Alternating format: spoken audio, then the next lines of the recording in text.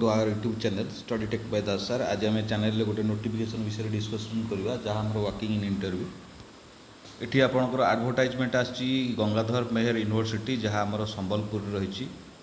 इटा आपंकर letter नंबरटा 2855 GMB आपंकर यूनिवर्सिटी GMU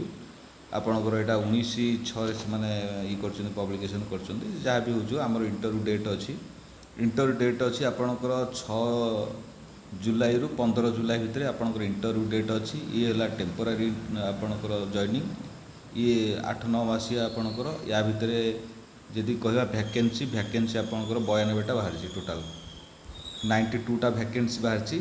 6 तारिख में आपंकर अच्छी सोमवार स्टार्ट हो मंडे रु आंथ्रोपोलॉजी आ बटनी 8 तारिख में आपंकर अच्छी केमिस्ट्री कॉमर्स कंप्यूटर ये आप अल्फाबेटिकली से इंटरव्यूटा रखिंट आपणकर अच्छी 9 तारिख में अच्छी इकोनॉमिक्स इंग्लिश हिस्ट्री 10 तारिख में आपणकर अच्छी जियोग्राफी आपण हिंदी लाइब्रेरी साइंस 11 तारिख में अच्छी मैथमेटिक्स ओडिया बायोटेक्नोलॉजी 13 तारिख में अच्छी आप फिलोसफी फिजिक्स आ पॉलिटिकल साइंस 14 तारिख में अच्छी आप साइकोलॉजी संस्कृत सोशियोलॉजी 15 तारिख में अच्छी स्टैटिस्टिक्स जियोलॉजी आ एजुकेशन ये सबू आपणकर 8 दिन इंटरव्यू हम 8 दिन भितर टोटाली 92टा पोस्ट अच्छी ये भल आपणकर पेमेंट आसो पेमेंट बोधे आई थिंक आपणकर से 40,000 45,000 खंड पेमेंट आसो ये आपणकर जदि इंटरव्यू स्टार्ट हम 10टारू बोधे 9:30 आपणकर से माने सर्टिफिकेट वेरिफिकेशन करेंगे जहाँ डॉक्यूमेंट वेरिफिकेशन कह जदि देखा डॉक्यूमेंट रे आपणकर एप्लिकेशन अवेलेबल यूनिवर्सिटी वेबसाइट रे आपण एप्लिकेशन अच्छी से एप्लिकेशन आप फिलअप करेंगे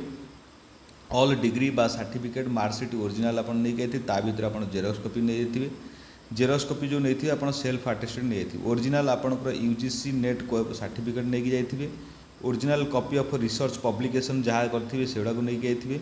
फोटोकॉपी ऑल डॉक्यूमेंट आपणकर सेल्फ अटेस्टेड मुझे कहली नहीं जाइए मिनिमम क्वालिफिकेशन जब देखा आपणकर UGC नेट गाइडलाइन अनुसार 2018 अनुसार आपणकर PhD किंबा नेट क्वालिफिकेशन आपण थिबा दरकार पोस्ट ग्रेजुएशन 55% मार्क थिबा दरकार किंतु से माने गुड एकेडमिकल रिकॉर्ड से माने देखिबे ବୋଲି चिंता करछन ये हला कथा ता भीतर देखिबे जे जो माने PhD करथिबे बा पेपर अधिक से मानकर पब्लिकेशन हेतिबो से मानक बोधे से रखिबे देखा जाओ कौन होउची टेंटेटिवली आपणकर गोटे से माने डेट रखिछंती आपणकर एंगेजमेंट आपणकर रिटायर्ड फैकल्टी आपण जो माने थिबे 70 वर्ष बिलो से मानकु से माने नेबे बा ता भीतर से सैटिस्फाई पाइले किबा फ्रेशर मानकु जदि नेबे आपणकर से अनुसार फ्रेशर मानकु आपणकर नेट क्वालिफाई किबा PhD जो मान थिबे से मान नेबे किंतु पीरियड आपणकर मात्र रहिबो 6 मास भितर से माने भल दरमा देबे किछि खराब नाही कथा है आपण मैंने जाकि से हाँ वेबसाइट यदि देखिए आपंकर ये हूँ तार मेल आउ ये तार वेबसाइट आप वेबसाइट जी विजिट करेंगे तार फॉर्म टी फिलअप करेंगे ये है कथा आपण चैनल सहित जोड़ी रही था जेकोसी भाया न्यूज आसो अपडेट न्यूज आसो निश्चित चैनल अपलोड कर रही धन्यवाद थैंक यू।